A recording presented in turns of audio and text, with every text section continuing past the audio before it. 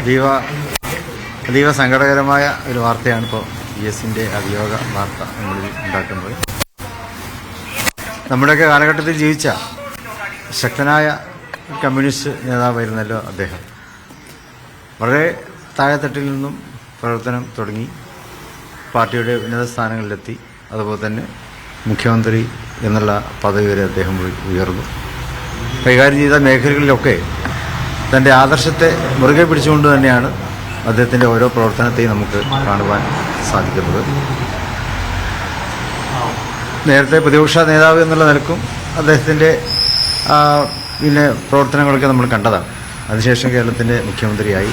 ആ സന്ദർഭങ്ങളൊക്കെ തന്നെ സാധാരണക്കാരോട് വളരെ ചേർന്ന് നിന്ന രീതിയിലുള്ള ഒരു പ്രവർത്തനങ്ങളായിരുന്നു അദ്ദേഹത്തിൽ നിന്നും കാണുവാൻ കഴിഞ്ഞത്.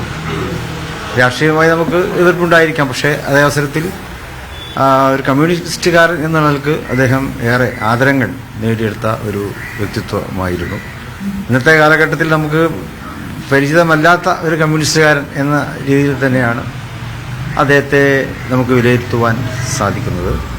ഏതായാലും അദ്ദേഹത്തിൻ്റെ വിയോഗം കേരള രാഷ്ട്രീയത്തിന് വലിയ നഷ്ടമാണ്. അവരുടെ പാർട്ടിക്കും അതുപോലെ തന്നെ അദ്ദേഹത്തിൻ്റെ അനുയായികൾക്കുമൊക്കെ ഉണ്ടായ ആ വേദനയിൽ ഞങ്ങളും പങ്കുചേരുന്നു. ആദരാഞ്ജലികൾ അർപ്പിക്കുന്നു.